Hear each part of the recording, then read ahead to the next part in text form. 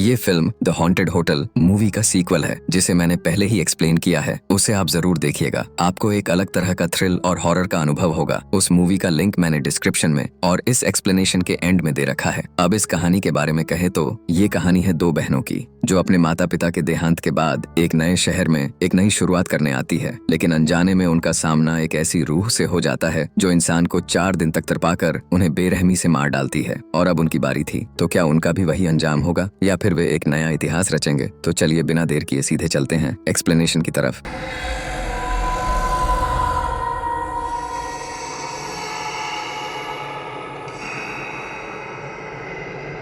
Film की शुरुआत साल 1998 में स्थित सुराबाया नाम के एक अपार्टमेंट से होती है। यहाँ हम टीका नाम की एक महिला को अपने फ्लैट की तरफ जाते हुए देखते हैं। जैसे ही वो अंदर पहुंचती है, उसकी नजर छत से टपक रहे पानी पर पड़ती है। इस समस्या से परेशान होकर वो रिसेप्शन पर जाती है और अपार्टमेंट की मालकिन वुलान से शिकायत करती है। टीका गुस्से में कहती है कि वो कई बार इसकी शिकायत कर चुकी है, लेकिन अब तक कोई समाधान नहीं निकला। वो वुलान से कहती है कि उसके फ्लैट के ठीक ऊपर 6ठी मंजिल वाले अपार्टमेंट की जांच की जाए, लेकिन वुलान उसे बताती है कि 6ठी मंजिल पर जाना पूरी तरह मना है और वहाँ किसी को जाने की इजाजत नहीं है। वो भरोसा दिलाती है कि अगले दिन टेक्नीशियन को बुला लिया जाएगा, मगर टीका इस जवाब से संतुष्ट नहीं होती। आखिरकार तंग आकर वो खुद ही 6ठी मंजिल पर जाने का फैसला करती है। वहाँ पहुंचकर उसे पता चलता है कि पूरे फ्लोर पर ताला लगा हुआ है, लेकिन अपनी समस्या का हल निकालने के लिए वो ताला तोड़कर अंदर चली जाती है। कुछ देर बाद उसे अपने फ्लैट के ठीक ऊपर वाला अपार्टमेंट मिल जाता है और वो उसके अंदर दाखिल हो जाती है। तभी अचानक उसे किसी औरत की आवाज सुनाई देती है। टीका चौंक कर पूछती है, क्या यहाँ कोई है? तभी वो रहस्यमयी आवाज दोबारा सुनाई देती है और कहती है, मिस के अंदर आ जाइए। ये सुनते ही टीका के चेहरे पर डर साफ दिखाई देने लगता है। जैसे ही टीका उस दरवाजे के पास पहुंचती है, वो अपने आप खुल जाता है। अंदर उसे एक औरत और एक छोटी लड़की दिखाई देती हैं। तभी वो औरत रहस्यमयी आवाज में कहती है, 4 दिन सूर्यास्त। ये सुनते ही टीका बुरी तरह डर जाती है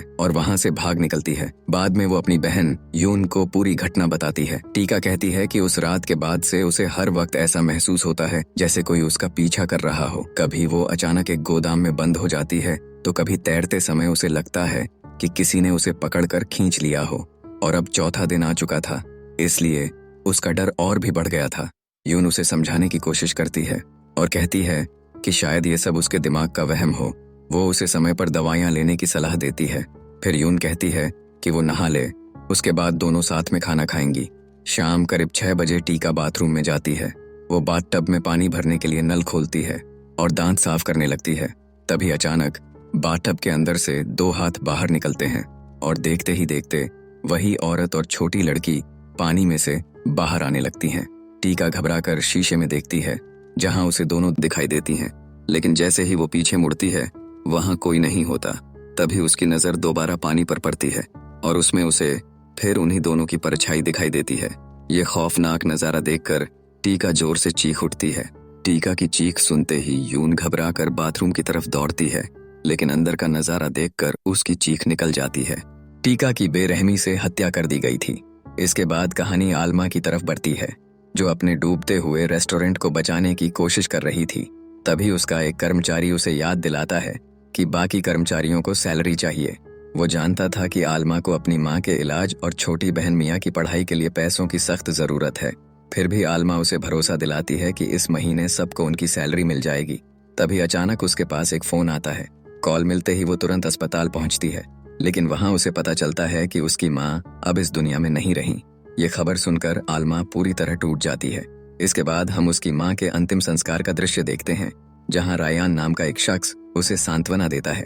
कुछ समय बाद रायान आलमा को सलाह देता है कि उसे सुराबाया चले जाना चाहिए, जहां उसकी पोस्टिंग हुई है। वो कहता है कि वहां रहकर वो उसकी मदद कर सकेगा। इस पर आलमा पूछती है कि उसके रेस्टोरेंट का क्या होगा।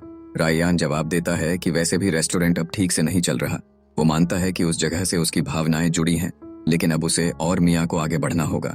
रायान समझाता है कि सुराबाया एक अच्छा शहर है, जहां वो नई नौकरी ढूंढकर अपनी जिंदगी की नई शुरुआत कर सकती है। लेकिन आलमा अभी भी सुराबाया जाने को लेकर पूरी तरह तैयार नहीं थी। कुछ समय बाद आलमा रायान को फोन करके बताती है कि उसे सुराबाया के सस्माया अपार्टमेंट में नौकरी का मौका मिला है। ये सुनकर रायान बताता है कि वो पिछले 2 हफ्तों से एक हत्या और शरीर के टुकड़े किए जाने वाले रहस्यमयी केस की जांच कर रहा है। हैरानी की बात यह थी कि विक्टिम उसी अपार्टमेंट की रहने वाली थी, हालांकि उसकी हत्या उसकी बहन के घर में हुई थी। लेकिन ये सब जानने के बाद भी आलमा अपने फैसले पर अड़ी रहती है। वो कहती है कि सैलरी काफी अच्छी है और फिलहाल उसे पैसों की जरूरत है। इस पर रायन उसे भरोसा दिलाता है कि वो इलाका सुरक्षित है और अपार्टमेंट भी रहने के लिए अच्छा है। इसके बाद कहानी सुराबाया पहुंचती है, जहां रायन आलमा और मिया को लेकर ससमाया अपार्टमेंट की तरफ जाता है। ससमाया अपार्टमेंट पहुंचने के बाद आलमा और मिया का स्वागत वहां की मालकिन वुलान और उसके पति आयमन करते हैं। बातचीत के दौरान रायन भी बताता है कि वो पहले एक जांच के सिलसिले में यहाँ आ चुका है। इसके बाद सभी लोग लिफ्ट से ऊपर जाने लगते हैं। रास्ते में वुलान उन्हें अपार्टमेंट के बारे में जानकारी देती है। वो बताती है कि फिलहाल सिर्फ पहली से 5वीं मंजिल तक ही इस्तेमाल में है, जबकि 7वीं से 12वीं मंजिल तक के फ्लोर काफी समय से बंद पड़े हैं। हालांकि उन्हें दोबारा शुरू करने की कोशिश की जा रही है। तभी आलमा छठी मंजिल के बारे में पूछती है। इस पर वुलान बताती है कि छठी मंजिल बुरी तरह क्षतिग्रस्त है और वहां जाना पूरी तरह मना है। कुछ देर बाद वो दोनों बहनों को उनका कमरा नंबर 301 दिखाते हैं। वुलान और आयमन बताते हैं कि वो खुद कमरा नंबर 305 में रहते हैं और जरूरत पड़ने पर उनसे मदद ली जा सकती है। फिर वुलान आलमा को बताती है कि उसे और आयमन को एक काम से मादियन जाना है और वो अगले दिन लौटेंगे। वो ये भी कहती है कि अगर इस दौरान किसी मदद की जरूरत पड़े तो बाकी स्टाफ से संपर्क किया जा सकता है। इतना कहकर दोनों वहां से चले जाते हैं। उनके जाने के बाद आलमा रायन से उस हत्या वाले केस के बारे में पूछती है।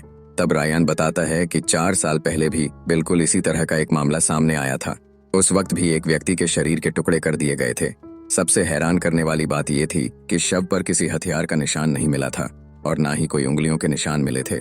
रायन आगे बताता है कि इस केस की सबसे अजीब बात यह थी कि विक्टिम के शरीर के अंग किसी धारदार हथियार से काटे हुए नहीं लग रहे थे।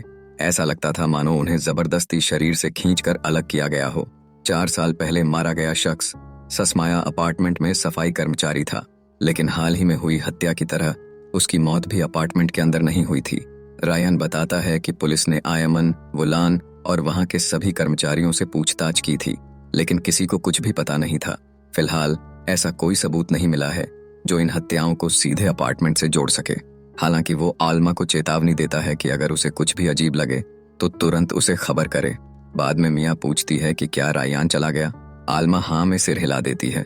इस पर मिया कहती है कि उसे रायन को और इंतजार नहीं करवाना चाहिए, लेकिन आलमा कहती है कि वो सिर्फ ये कंफर्म करना चाहती है कि रायन ही उसके लिए सही इंसान है। इतना कहकर वो अपने माता पिता की तस्वीर उठा लेती है। आलमा नहीं चाहती थी कि उसकी माँ के साथ जो हुआ वही उसके साथ भी हो। तब मिया उसे याद दिलाती है कि उनकी माँ हमेशा कहती थी कि उनके पिता के घर छोड़ने की असली वजह समझाना बहुत मुश्किल था। वो धीरे धीरे इतने बदल गए थे कि माँ उन्हें पहचान भी नहीं पाती थी। मिया बताती है कि उनकी माँ ने एक उस्ताद और एक तांत्रिक दोनों से मदद मांगी थी और हैरानी की बात यह थी कि दोनों का कहना था उनके पिता किसी अलौकिक शक्ति के प्रभाव में आ चुके थे। मिया की बातें सुनकर आलमा अचानक गुस्सा हो जाती है। वो कहती है कि उनकी माँ ने सिर्फ अपने पति की सच्चाई छुपाने के लिए ऐसी बातें कही थीं। असल में उनके पिता ने उन्हें धोखा दिया था। आलमा साफ कहती है कि वो फिलहाल सिर्फ अपनी जिम्मेदारियों पर ध्यान देना चाहती है। इस पर मिया जवाब देती है कि उसकी देखभाल करना ही उसकी एकमात्र जिम्मेदारी नहीं है। मिया कहती है कि अगर वो रायन को लेकर गंभीर नहीं है तो उसे बेवजह इंतजार नहीं करवाना चाहिए। दूसरी तरफ रायन अब भी उस रहस्यमयी हत्यारे की तलाश में जुटा हुआ था। तभी उसके पास डॉक्टर का फोन आता है। डॉक्टर बताती है कि घटना के बाद पहली बार टीका की बहन यून ने कुछ बोलना शुरू किया है, लेकिन वो इतनी डरी हुई है कि बस कुछ शब्द ही बार बार दोहरा रही है। 4 दिन, सूर्यास्त, मिस के, यही शब्द उसके मुंह से लगातार निकल रहे थे। उधर अपार्टमेंट में एक आदमी आलमा से अपने फ्लैट की छत से हो रहे पानी के रिसाव की शिकायत करता है। आलमा उसके साथ जांच करने जाती है। वहां उसे उसकी छोटी बेटी प्रीता दिखाई देती है। फिर वो आदमी उसे बाथरूम में ले जाकर रिसाव वाली जगह दिखाता है। उसे शक था कि पानी ऊपर छठी मंजिल से आ रहा है। तभी वो आदमी बताता है कि उसे आज रात शहर से बाहर जाना है और वो अगले हफ्ते से पहले वापस नहीं आएगा। इसीलिए वो नहीं चाहता कि उसकी गैर मौजूदगी में उसका फ्लैट पानी से भर जाए। इसके बाद आलमा एक कर्मचारी से मदद मांगती है, लेकिन वो घर जाने का बहाना बनाकर वहां से चला जाता है। तभी मिया वहां पहुंचती है और बताती है कि उसने एक डांस स्टूडियो ज्वाइन कर लिया है। आलमा उसे अपने साथ चलने के लिए कहती है। दोनों छठी मंजिल पर पहुंचती हैं, लेकिन वहां का दरवाजा बंद मिलता है। मिया आलमा को ताला तोड़ने से रोकने की कोशिश करती है, मगर आलमा कहती है कि अगर उन्होंने अभी इस समस्या को नहीं रोका तो नीचे के फ्लैट पानी से भर सकते हैं। इसके बाद वो हथौड़े से ताले पर वार करना शुरू कर देती है और आखिरकार उसे तोड़ देती है। दोनों अंदर दाखिल होती हैं और टीका के फ्लैट के ठीक ऊपर वाले कमरे तक पहुंच जाती हैं, जैसे ही वो अंदर जाकर चारों तरफ देखने लगती हैं, तभी एक आवाज सुनाई देती है, कौन है वहां? आलमा भी चौंक कर पूछती है, कौन है? तभी एक औरत की आवाज आती है, मिस के, अंदर आ जाइए। दोनों धीरे धीरे आगे बढ़ती हैं और दरवाजा खोलती हैं, लेकिन अंदर का नजारा देखकर उनके होश उड़ जाते हैं, क्योंकि वहां एक रहस्यमयी औरत और एक छोटी लड़की खड़ी थीं। तभी वो रहस्यमयी औरत धीमी लेकिन दिल दहला देने वाली आवाज में कहती है, 4 दिन, सूर्यास्त। ये सुनते ही मियाँ डर के मारे चीख पड़ती है और तुरंत आलमा को वहां से खींचकर बाहर ले आती है। अगली सुबह आलमा अपने ऑफिस में पहुंचती है, तभी उसके हाथ से कुछ पेपर क्लिप्स नीचे गिर जाती हैं। जब वो नीचे देखती है तो हैरान रह जाती है, क्योंकि क्लिप्स मिलकर अंक 1 का आकार बना चुकी थीं। उसी समय उसका एक सहकर्मी उसे बताता है कि आज टेक्नीशियन नहीं आएगा और अपार्टमेंट 509 की मरम्मत कल होगी। आलमा कहती है कि कम से कम सफाई कर्मचारियों को ही भेज दिया जाए, लेकिन वो बताता है कि अभी तक वो भी नहीं पहुंचे हैं। तब आलमा उससे कहती है कि जैसे ही रायान आए उसे तुरंत उस फ्लैट में भेज दिया जाए। दूसरी तरफ मियाँ अपने डांस स्टूडियो में पहुंचती है। वहां उसकी टीचर रिनी उसे बताती है कि वहां रखे मुखौटे मालंगन मास्क डांस के लिए इस्तेमाल किए जाते हैं। रिनी मियाँ से कहती है कि बाकी छात्र अभी तक नहीं आए हैं, इसलिए उसे थोड़ा इंतजार करना होगा। और इसी बीच आलमा अपार्टमेंट नंबर 509 में पहुंचती है। वहां उसे फर्श पर पानी और गीले पैरों के निशान दिखाई देते हैं। किचन में उसे प्रीता मिलती है। आलमा उससे पूछती है कि वो अपने पिता के साथ क्यों नहीं है, लेकिन प्रीता तुरंत एक कमरे में भाग जाती है। तभी आलमा को अंदर से किसी औरत की आवाज सुनाई देती है। अगले ही पल वो आवाज उसे पुकारती है, मिस आलमा, अंदर आ जाइए। डरते हुए आलमा दरवाजा खोलती है और अंदर वही रहस्यमयी औरत और एक छोटी लड़की को देखती है। मिस के मुस्कुराकर पूछती है, तुम्हें इसके बाल कैसे लग रहे हैं? इससे पहले कि आलमा कुछ समझ पाती, वो अचानक लड़की की गर्दन मरोड़ देती है। ये भयानक नजारा देखकर आलमा चीख पड़ती है। तभी वो औरत एक डरावनी आवाज में कहती है, मैं तुम्हारे टुकड़े टुकड़े कर दूंगी। घबराकर आलमा वहां से भागती है और सीधे रायान से टकरा जाती है। उसकी हालत देखकर रायान तुरंत फ्लैट 509 की जांच करने जाता है, लेकिन वहां उसे कुछ भी नहीं मिलता। बाहर लोगों की भीड़ जमा हो चुकी थी। रायान आलमा को दोबारा अंदर ले जाता है, मगर इस बार वहां न कोई औरत होती है और न ही कोई लड़की। कांपती हुई आलमा कहती है कि उसने अपनी आंखों से एक औरत और एक लड़की को देखा था, वही मिस के और वही शब्द, 4 दिन, सूर्यास्त। इसके बाद कहानी लॉबी में जमा लोगों की भीड़ की तरफ बढ़ जाती है। तभी वुलान और उसका पति आयमन वहां पहुंच जाते हैं। उसी दौरान एक आदमी गुस्से में चिल्लाते हुए कहता है कि ये जगह भूतिया है और आलमा व रायान की तरफ इशारा करने लगता है। माहौल बिगड़ता देख आयमन किसी तरह सभी लोगों को शांत करता है और उन्हें वापस अपने अपने फ्लैट में भेज देता है। इसके बाद रायान सीधे आयमन से अपार्टमेंट 610 में दिखी उस औरत और लड़की के बारे में पूछता है। वो कहता है कि इस बात का संबंध उन रहस्यमयी हत्याओं से हो सकता है। रायान चेतावनी देता है कि अगर उन्होंने सच नहीं बताया तो वो खुद उस फ्लैट की जांच करेगा और अगर कोई सबूत मिला तो दोनों मुश्किल में पड़ जाएंगे। ये सुनकर आयमन आखिरकार सच बताने के लिए तैयार हो जाता है। वो कहता है कि अपार्टमेंट 610 सचमुच हॉन्टेड माना जाता है। 4 साल पहले वहां एक माँ और उसकी बेटी रहती थीं। कुछ समय बाद वो वहां से चली गई, लेकिन कुछ ही दिनों बाद खबर मिली कि दोनों की एक कार दुर्घटना में मौत हो गई। उनके जाने के बाद एक सफाई कर्मचारी उस फ्लैट की सफाई करने गया था। उसने दावा किया कि बाथरूम के अंदर से किसी औरत ने उसे आवाज दी थी। जब वो वहां पहुंचा तो उसे एक औरत और एक छोटी लड़की दिखाई दी। उस औरत ने उससे सिर्फ इतना कहा था, 4 दिन, सूर्यास्त।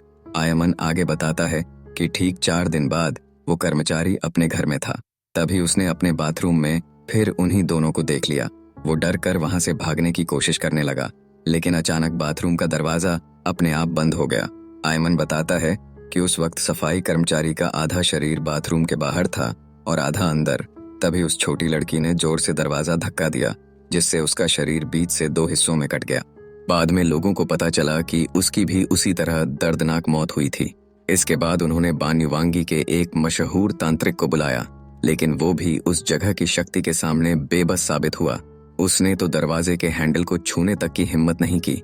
उसका कहना था कि वहां मौजूद अलौकिक शक्ति बेहद खतरनाक है। उसने चेतावनी दी थी कि जो भी उस फ्लैट में जाएगा उसकी मौत चौथे दिन सूर्यास्त के समय हो जाएगी। इसी वजह से उन्होंने पूरी 6ठी मंजिल को बंद कर दिया था। आयमन बताता है कि उसके बाद से वहां होने वाली अजीब घटनाएं भी रुक गई थीं। ये सब सुनकर रायान को यकीन नहीं होता, लेकिन आयमन कहता है कि यही सच है। वुलान भी मान लेती है कि उन्होंने अपार्टमेंट की बदनामी से बचने के लिए ये बात सबसे छिपा कर रखी थी। तब आलमा कहती है कि उन्हें इस कहानी को साबित करने के लिए गवाह चाहिए। वो उस तांत्रिक के बारे में पूछती है, लेकिन वुलान बताती है कि उसकी मौत हो चुकी है। इसके बावजूद रायान उस फ्लैट की जांच करने पर अड़ा रहता है, मगर आलमा उसे रोक देती है। फिर वो मिया को डांस स्टूडियो से लेने के लिए वहां से निकल जाती है। उसके जाते ही रायान आयमन से कहता है, मुझे वहां ले चलो। इसके बाद दोनों छठी मंजिल की तरफ बढ़ते हैं। रायान धीरे धीरे फ्लैट नंबर 510 की ओर जाने लगता है, जबकि वुलान और आयमन दूर खड़े होकर उस पर नजर रखते हैं। रायान हिम्मत जुटाकर उस अपार्टमेंट के अंदर दाखिल होता है और लाइट जला देता है, लेकिन लाइट बार बार टिमटिमाने लगती है। तभी उसे एक आवाज सुनाई देती है, कौन है वहां? रायान भी तुरंत पूछता है, कौन है? तभी एक औरत की आवाज आती है, मिस के, अंदर आ जाइए। अगले ही पल दरवाजा अपने आप खुल जाता है। अंदर रायान को वही रहस्यमय औरत और छोटी लड़की दिखाई देती है। वो औरत धीमी मगर दिल दहला देने वाली आवाज में कहती है, 4 दिन, सूर्यास्त। ये सुनकर रायान घबरा जाता है, लेकिन जब वो दोबारा ध्यान से देखता है तो वहां कोई नहीं होता।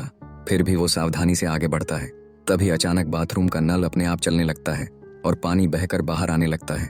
ये देखकर रायान बुरी तरह डर जाता है और तुरंत वहां से भाग निकलता है। दूसरी तरफ मिया अपने डांस स्टूडियो में प्रैक्टिस कर रही थी। तभी वहां की लाइटें टिमटिमाने लगती हैं। हालांकि कुछ ही देर में सब नॉर्मल हो जाता है, जिसे इग्नोर कर मिया फिर से डांस करना शुरू कर देती है। लेकिन अचानक उसकी नजर शीशे में दिख रही अपनी परछाई पर पड़ती है। उसे एहसास होता है कि उसकी परछाई उसके साथ तालमेल में नहीं चल रही। वो घबराकर पीछे मुड़कर देखती है, लेकिन वहां सब कुछ नॉर्मल दिखाई देता है। मिया दोबारा डांस शुरू करती है। तभी शीशे में उसकी परछाई अचानक उसकी तरफ मुड़कर देखने लगती है। ये देखकर मिया के आंखों में खौफ भर जाता है और वो वहां से भागने लगती है, लेकिन तभी उसकी परछाई उसका नाम लेकर उसे पुकारती है। मिया जैसे ही पीछे मुड़कर देखती है, उसकी परछाई अपने आप नाचना शुरू कर देती है। ये देखकर मिया के होश उड़ जाते हैं। तभी शीशे में मौजूद परछाई अपना पैर उठाती है। अगले ही पल उसका पैर अजीब तरीके से मुड़ जाता है और वो दर्द से चिखते हुए जमीन पर गिर पड़ती है। तभी स्टूडियो की लाइटें फिर से टिमटिमाने लगती हैं। मिया डर के मारे देखती है कि मिस के और उसकी बेटी शीशे के अंदर से बाहर निकल रही हैं और वो धीरे धीरे उसकी तरफ बढ़ने लगती हैं। तभी आलमा स्टूडियो पहुंच जाती है। मिया की चीख सुनकर वो और रिनी तुरंत अंदर भागते हैं और उसे बेहद डरी हुई हालत में पाते हैं। आलमा उसे गले लगाकर शांत करने की कोशिश करती है। इसके बाद रिनी मिया के घायल पैर का इलाज करती है। फिर वो आलमा को बताती है कि मिया का पीछा एक औरत और एक छोटी लड़की कर रही है। रिनी कहती है कि उसे अलौकिक चीजें दिखाई देती हैं, लेकिन वो खुद उनकी मदद नहीं कर सकती। हालांकि वो एक ऐसे इंसान को जानती है जो उनकी मदद कर सकता है। उसका नाम मिस्टर सुखमो है। दूसरी तरफ रायान वुलान से फ्लैट 610 में रहने वाली माँ और बेटी की पहचान से जुड़ी जानकारी मांगता है। वुलान बताती है कि उसके पास उनके दस्तावेज नहीं हैं, लेकिन उसे उनके नाम याद हैं।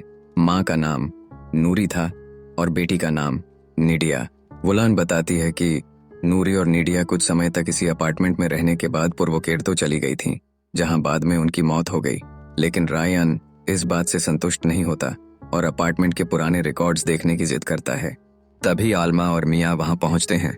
रायन आलमा को बताता है कि वो उन अजीब घटनाओं की सच्चाई जानने के लिए उस फ्लैट में गया था, लेकिन बाकी बातें वो बाद में बताएगा। इतना कहकर वो अपने ऑफिस के लिए निकल जाता है, जिसके बाद आलमा वुलान को बताती है कि आज रात सुखमो नाम का एक तांत्रिक अपार्टमेंट में आने वाला है। उधर ऑफिस पहुंचकर रायान अपनी टीम को 4 साल पुराने पुर्वोकेर्तो के सभी कार दुर्घटना मामलों की जांच करने का ऑर्डर देता है। वो खास तौर पर नूरी और निडिया की मौत की जानकारी जुटाने को कहता है। उसी रात सुखमो अपार्टमेंट पहुंचता है और उसे सीधे छठी मंजिल पर ले जाया जाता है। गलियारे से गुजरते हुए वो लगातार मंत्र पढ़ता रहता है। जैसे ही सब लोग फ्लैट नंबर 610 के सामने पहुंचते हैं, सुखमो अचानक रुक जाता है। वहां मौजूद भयानक शक्ति को महसूस करते हुए वो कहता है कि वो उन आत्माओं से सीधे संपर्क नहीं कर सकता। उसे सिर्फ एक ही संदेश मिला है कि जो भी इस फ्लैट के अंदर जाएगा, उसकी मौत चौथे दिन सूर्यास्त के समय हो जाएगी। कि उन आत्माओं की कुछ अधूरी इच्छाएं और अनसुलझे रहस्य हैं। जब तक उनका समाधान नहीं होगा, तब तक उनकी आत्माओं को मुक्ति नहीं मिल पाएगी। सुखमो बताता है कि उन आत्माओं की अधूरी कहानी जानने के लिए उसे उनके अतीत को देखना होगा। इसके लिए उसे किसी ऐसी चीज की जरूरत पड़ेगी जो कभी उन दोनों की रही हो और जिससे उनका गहरा लगाव रहा हो। आलमा हैरानी से पूछती है कि ऐसा कैसे होगा। तब सुखमो समझाता है कि ऐसी वस्तु एक माध्यम का काम करेगी, जिसके जरिए वो उनकी यादों तक पहुंच सकेगा। वो कहता है कि अगर ऐसी कोई चीज मिल जाए तो शायद वो उनकी मदद कर पाए। कुछ समय बाद आलमा को ऑफिस में एक फोन आता है। कॉल मिया के नाम से होती है, जो उसे स्विमिंग पूल के पास आने के लिए कहती है। आलमा तुरंत वहां के लिए निकल जाती है। जब आलमा पूल के पास पहुंचती है तो वहां कोई नहीं होता। वो मिया को फोन करके पूछती है कि उसने उसे वहां क्यों बुलाया, लेकिन मिया कहती है कि उसने कोई कॉल ही नहीं की। तभी अचानक आलमा को पानी में कुछ गिरने की आवाज सुनाई देती है। वो मुड़कर देखती है तो पानी की सतह पर तैरते फूलों से अंग्रेजी का अंक 2 बना हुआ दिखाई देता है।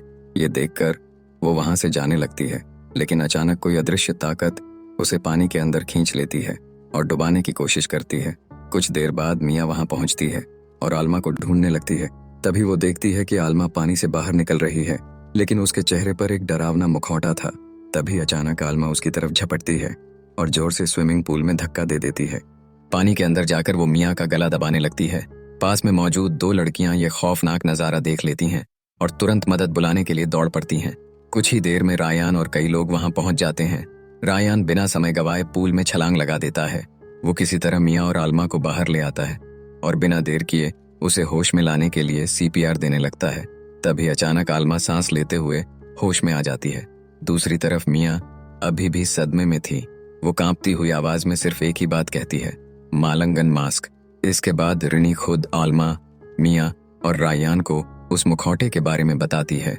वो कहती है कि मिया ने जो मुखौटा देखा था वो देवी सेकरताजी का प्रतीक है, जो प्राचीन कदरी साम्राज्य की एक बेहद सुंदर राजकुमारी मानी जाती थी। उस मुखौटे की पहचान उसकी खास बनावट से होती है। फिर वो उन्हें सलाह देती है कि अगर उन्हें इसके बारे में और जानकारी चाहिए तो उन्हें उसके दोस्त मिस्टर सुगेंग से मिलना चाहिए। वही कलाकार हैं जिन्होंने ये मालंगन मुखौटे बनाए थे। इसके बाद मिया उस रहस्यमयी मुखौटे की बनाई हुई तस्वीर आलमा को देती है। फिर आलमा और रायान तुरंत मिस्टर सुगेंग के गांव की तरफ निकल पड़ते हैं। लंबा सफर तय करने के बाद दोनों वहां पहुंचते हैं और सुगेंग को उस मुखौटे की तस्वीर दिखाते हैं। तस्वीर देखते ही सुगेंग हैरान होकर पूछता है कि उन्होंने ये मुखौटा कहाँ देखा। फिर वो बताता है कि यह मुखौटा उसी ने बनाया था और ऐसा सिर्फ एक ही मुखौटा था। उसे बनाने का आदेश कुसुम देवी नाम की एक महिला ने दिया था। सुगेंग बताता है कि कुसुम देवी इस इलाके की सबसे अमीर और सम्मानित महिला हैं, जिसे कहकर वो उनको कुसुम देवी के पास ले जाता है। लेकिन जैसे ही कुसुम देवी को इसकी खबर मिलती है, वो उनसे मिलने से साफ इनकार कर देती है। कुछ देर बाद वही औरत लौटकर बताती है कि कुसुम देवी उनसे बात नहीं करना चाहती, खासकर अगर बात जैनकांति के बारे में हो। ये नाम सुनकर आलमा पूछती है कि जैनकांति कौन थी। तब वो औरत बताती है कि जैनकांति असल में कुसुम देवी की इकलौती बेटी थी। वो बेहद खूबसूरत और ब्रिलियंट डांसर थी। उसे मालंगन मास्क डांस बहुत पसंद था। कुसुम देवी अपनी बेटी से बेहद प्यार करती थीं और उस पर गर्व भी करती थीं। यही वजह थी कि उन्होंने सुगेंग से देवी सेकरताजी का एक खास मुखौटा बनवाया था, जिसके दोनों भौहों के ऊपर एक अनोखी सजावट लगाई गई थी। वो मुखौटा जैनकांति अपने लगभग हर नृत्य प्रदर्शन में पहनती थी, लेकिन फिर उसकी जिंदगी में एक ऐसा शख्स आया जिससे उसे प्यार हो गया और कुछ समय बाद वो गर्भवती भी हो गई। जब कुसुम देवी को इस बारे में पता चला तो वो बेहद गुस्सा हो गई और उससे बच्चे को गिराने के लिए भी कहा। इतना ही नहीं, उसने अपनी बेटी को श्राप देते हुए कहा कि अगर उसने उस आदमी को अपनी मां से ऊपर चुना तो उसकी पूरी जिंदगी दुख और मुश्किलों में गुजरेगी। जैनकांति बार बार अपनी मां से उनके रिश्ते को स्वीकार करने की विनती करती रही, लेकिन कुसुम देवी का दिल नहीं पिघला। आखिरकार उसने अपनी बेटी को घर से निकाल दिया और उससे सारे रिश्ते तोड़ लिए। वो औरत बताती है कि उसके बाद जैनकांति कभी वापस नहीं लौटी। कुसुम देवी के लिए वो मानो मर चुकी थी, यहाँ तक कि उसने जैनकांति की सारी तस्वीरें भी जला दी थीं। कुसुम देवी ने उसे जैनकांति का सारा सामान फेंक देने का आदेश दिया था, लेकिन उसने ऐसा नहीं किया। उसे हमेशा यकीन था कि एक दिन जैनकांति जरूर लौटेगी। ये सुनकर आलमा पूछती है कि क्या वो जैनकांति की चीजें देख सकती है। तब वो औरत उन्हें एक कमरे में ले जाती है और जैनकांति की डांस परफॉर्मेंस वाली पोशाक दिखाती है। आलमा फिर उस खास मुखौटे के बारे में पूछती है। औरत वो मुखौटा निकालकर उसके हाथ में दे देती है। आलमा उसे ध्यान से देखती है और फिर पूछती है कि क्या वो इसे कुछ समय के लिए अपने साथ ले जा सकती है। इसके बाद आलमा और रायान उस मुखौटे को लेकर वापस लौटने लगते हैं। रास्ते में आलमा गहरी सोच में डूब जाती है। तभी अचानक उसकी नजर सामने से तेज रफ्तार में आती एक ट्रक पर पड़ती है। रायान गाड़ी बचाने की पूरी कोशिश करता है, लेकिन तब तक बहुत देर हो चुकी थी। ट्रक उनकी कार से जोरदार टक्कर मार देता है। टक्कर इतनी भयानक थी कि उनकी कार सड़क से नीचे गहरी खाई में जा गिरती है। उधर आलमा भी होश में आती है। वो घायल हालत में रायान को जगाने की कोशिश करती है, लेकिन उससे कोई जवाब नहीं मिलता।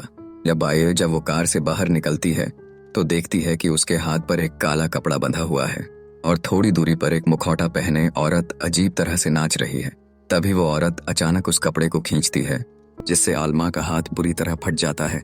लेकिन अगले ही पल आलमा एक झटके से जाग जाती है। वो खुद को एक अनजान घर में पाती है।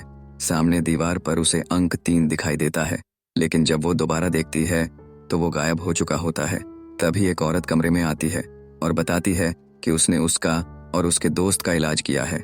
रायान को सुरक्षित देखकर आलमा राहत की सांस लेती है। वो औरत मुस्कुराते हुए कहती है कि ऊपर वाले ने तुम दोनों को दूसरी जिंदगी दी है। तभी रायान को अपना बैग याद आता है और वो उसके बारे में पूछता है। औरत उनका बैग वापस लौटा देती है।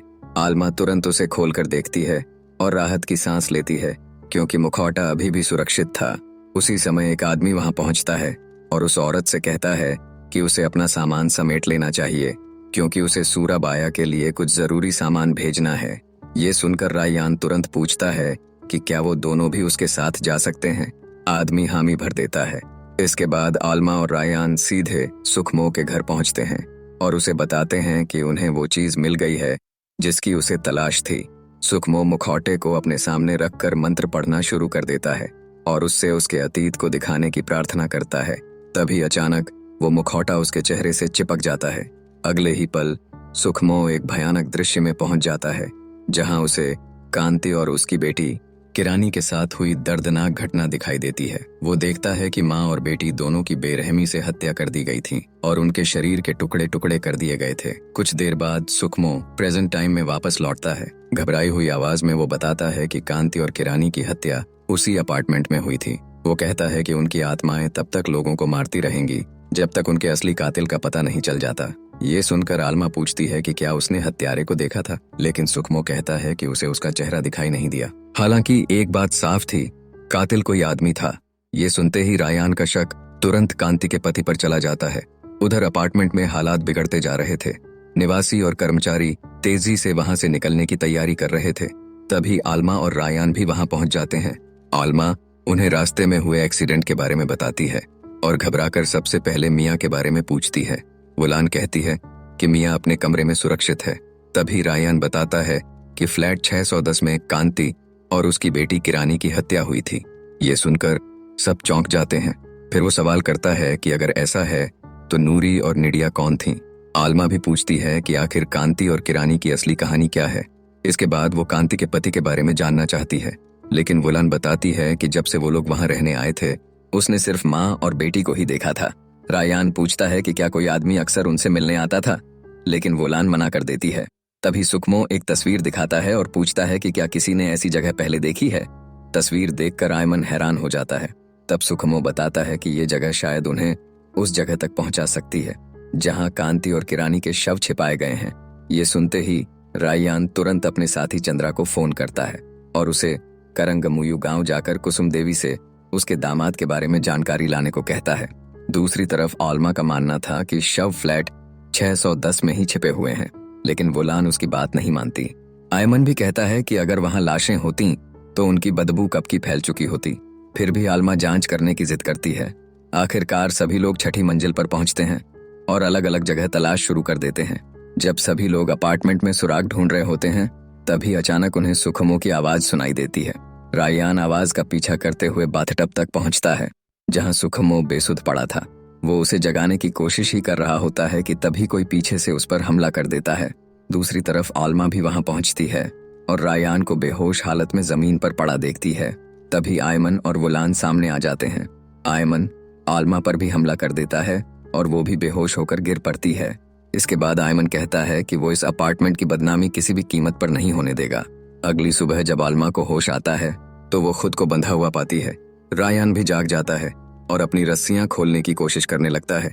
काफी संघर्ष के बाद वो टॉयलेट सीट तोड़ देता है और उसके टूटे हुए टुकड़े की मदद से रस्सियां काटना शुरू कर देता है।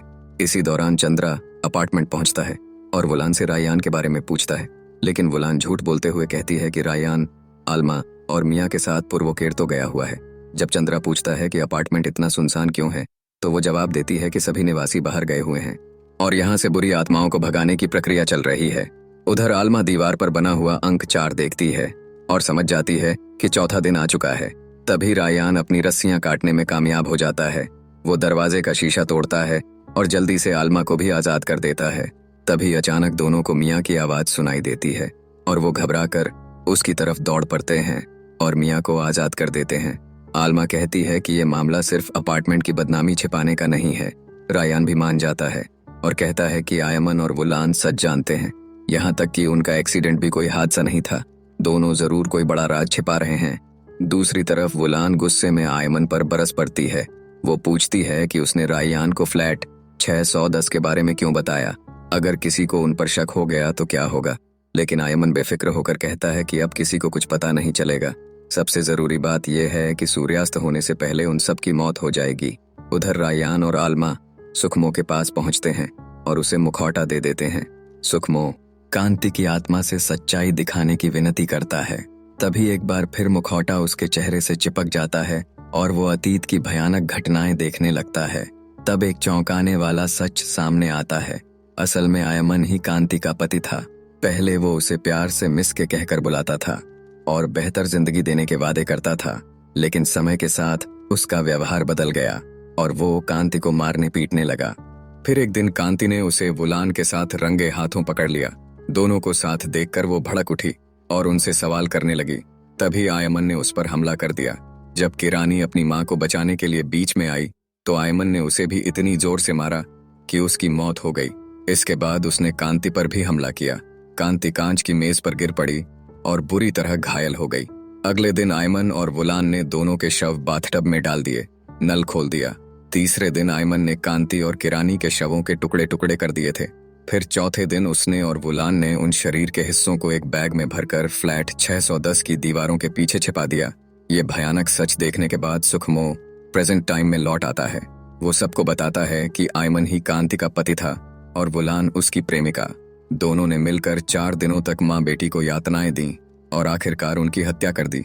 वो ये भी बता देता है कि उनके अवशेष आज भी फ्लैट 610 की दीवारों के पीछे छिपे हुए हैं। लेकिन इतना कहने के बाद अचानक सुखमो वहीं गिर पड़ता है और उसकी मौत हो जाती है। ये सुनकर रायान समझ जाता है कि सच्चाई सामने लाने का अब सिर्फ एक ही तरीका है, दीवार तोड़कर सबूत निकालना। वो पूछता है कि कोई ऐसा औजार कहाँ मिलेगा जिससे दीवार तोड़ी जा सके। तब आलमा सुझाव देती है कि वे गोदाम में तलाश करें। इसके बाद सभी लोग 6ठी मंजिल से नीचे उतरते हैं और तेजी से गोदाम की तरफ भागते हैं। उसी दौरान वुलान देख लेती है कि रायान और बाकी लोग गोदाम की तरफ जा रहे हैं। उधर रायान, आलमा और मियाँ गोदाम में पहुंचकर औजार ढूंढने लगते हैं। काफी तलाश के बाद उन्हें एक हथौड़ा मिल जाता है। तभी अचानक आयमन सामने आ जाता है और गोली चला देता है, जिससे रायान घायल हो जाता है। किसी तरह आलमा और मियाँ वहां से भाग निकलने में कामयाब हो जाती हैं। दूसरी तरफ रायान और आयमन भी एक दूसरे से भिड़े हुए थे। वुलान लगातार आलमा और मियाँ का पीछा करती रहती है और मौका मिलते ही वो मियाँ को घायल कर देती है। इसके बाद आलमा और वुलान के बीच फिर से भयंकर संघर्ष शुरू हो जाता है। ये मौका देख आलमा मियाँ को लेकर वहां से भाग जाती है। इसके बाद तीनों सीधे फ्लैट 610 की तरफ जाते हैं। वहां पहुंचकर वो अलमारी को एक तरफ हटाते हैं और तभी आलमा की नजर डूबते हुए सूरज पर पड़ती है। सूर्यास्त का समय बेहद करीब था। तीनों तुरंत दीवार तोड़ना शुरू कर देते हैं। वो बुरी तरह थक चुके थे, लेकिन जब आलमा देखती है कि शाम के लगभग 6 बजने वाले हैं तो वो पूरी ताकत के साथ दीवार पर हथौड़ा मारती रहती है। अगले ही पल बाथटब के अंदर से कांति और किरानी बाहर आती हैं। वो आत्माएं मियाँ के शरीर को अलग अलग दिशाओं में खींचने लगती हैं, लेकिन ठीक समय पर रायान और आलमा दीवार तोड़ देते हैं। दीवार के पीछे छिपा हुआ एक बैग बाहर निकलता है और उसमें से एक खोपड़ी नीचे गिर जाती है। ये देखते ही कांति और किरानी रुक जाती हैं और मियाँ को छोड़ देती हैं। मियाँ भागकर आलमा के पास लौट आती है। इसके बाद कांति और किरानी एक दूसरे का हाथ पकड़ती हैं और धीरे धीरे उनका डरावना रूप गायब होकर उनकी असली इंसानी शक्ल सामने आ जाती है। दोनों मुस्कुराती हैं और फिर हमेशा के लिए गायब हो जाती हैं। उधर वुलान गोदाम में पहुंचती है और आयमन को जमीन पर पड़ा देख उसे उठाने की कोशिश करती है। तभी फर्श पर गीले पैरों के निशान दिखाई देने लगते हैं। अगले ही पल कोई अदृश्य शक्ति वुलान को घसीटकर हवा में उठा लेती है। तभी कांति की आत्मा उनके सामने आती है और एक झटके में उसकी गर्दन तोड़ देती है। ये देख आयमन डर के मारे माफी मांगने लगता है, लेकिन कांति और किरानी उसके हाथ पैर बेरहमी से तोड़ देती हैं। आखिर में कांति उसकी गर्दन मरोड़कर उसे भी मौत के घाट उतार देती है। इसके बाद पुलिस और फॉरेंसिक टीम वहां पहुंचती है और सभी सबूतों के साथ शवों को अपने कब्जे में ले लेती है। इसके बाद कहानी कब्रिस्तान में पहुंचती है, जहां आलमा, कांति और किरानी की कब्र पर फूल चढ़ाती हुई दिखाई देती है। वहीं दूसरी तरफ रिनी सुखमो की कब्र पर गुलाब की पंखुड़ियां अर्पित करती है। रिनी कहती है कि अब मिस्टर सुखमो की आत्मा को शांति मिल चुकी है। ये सुनकर मिया पूछती है कि क्या उसने सच में उन्हें देखा है। रिनी बताती है कि उसने एक और व्यक्ति को भी देखा था, जिसका नाम हेनरी था। ये सुनते ही आलमा चौंक जाती है और पूछती है, हमारे पापा? रिनी बताती है कि अब वो बहुत खुश हैं, क्योंकि आखिरकार आलमा को यकीन हो गया है कि उसके पिता ने कभी उसके परिवार से विश्वासघात नहीं किया था। अब उनकी आत्मा भी उसकी माँ के साथ शांति से रह सकती है। इसके बाद रिनी कहती है कि जिन लोगों के अधूरे दर्द और तकलीफों का अंत हो जाता है, उन्हें आखिरकार सुकून मिल जाता है। लेकिन कांति और किरानी के साथ ऐसा नहीं हुआ। अब वो किसी की जान नहीं लेंगी, फिर भी उनकी आत्माएं पूरी तरह मुक्त नहीं हो सकी, क्योंकि उनकी माँ के साथ जुड़ा एक अधूरा रिश्ता अब भी बाकी है। जब तक कांति की माँ उन्हें दिल से स्वीकार नहीं करती, तब तक उनकी आत्माएं उस अपार्टमेंट में भटकती रहेंगी। आखिर में बताया जाता है कि ये कहानी सुराबाया के एक कथित हॉन्टेड अपार्टमेंट की सच्ची घटनाओं से प्रेरित है। कहा जाता है कि इसके बाद भी कई लोगों ने मिस के और उसकी बेटी की परछाइयों को वहां घूमते हुए देखा। रात के समय रोने की आवाजें सुनाई देती थीं, सामान अपने आप हिलने लगता था। धीरे धीरे सभी निवासी उस इमारत को छोड़कर चले गए और अंत में वो अपार्टमेंट हमेशा के लिए बंद हो गया। दोस्तों, अगर आपको ये एक्सप्लेनेशन अच्छी लगी हो तो इसे लाइक कर देना, और अभी तक सब्सक्राइब नहीं किए हो तो सब्सक्राइब भी कर देना। इसी के साथ ये मूवी यहीं समाप्त हो जाती है। तो चलिए मिलते हैं दूसरी मूवी एक्सप्लेनेशन में, जहां डर का बसेरा हो।